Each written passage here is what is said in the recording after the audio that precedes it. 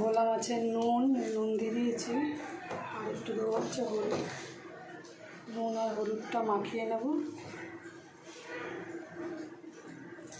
নুন আর হলুদটা ভালো করে মাখিয়ে নেব। তেলটা গরম হয়ে গেলে মাছগুলোকে ভেজে নেব।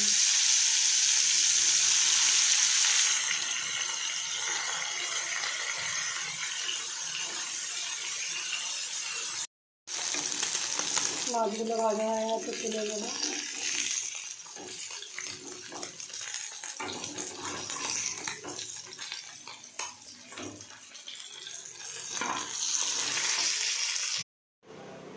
মাছের জন্য সব পেঁয়াজ আর টমেটো, আদা, রসুন কুচি, লঙ্কা সব করে নিয়েছি। এবার এই তেলে একটু কালো জিরে ফোড়ন দিয়ে পেঁয়াজগুলোকে ভেজে নেব। পেঁয়াজ আর রসুনটাকে আগে ভেজে নেব। পেঁয়াজগুলো ভাজা হয়ে গেছে, এর মধ্যে দিয়ে দেবো একটু আদা বাটা আর টমেটো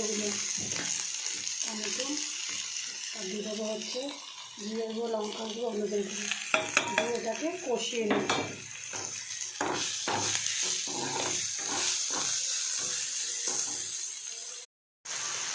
মশলাটা তেল ছেড়ে দিয়েছে, দিয়ে দেবো হচ্ছে ধনে পাতা দিয়ে কষিয়ে নেব।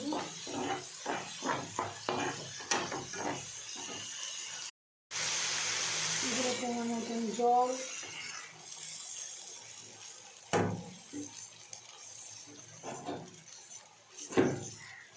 দিয়ে দেবো মাছগুলো।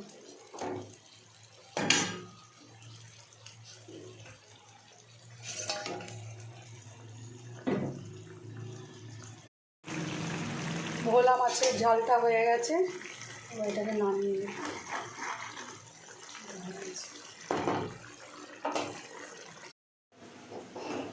এটাকে নামিয়ে নিচ্ছি।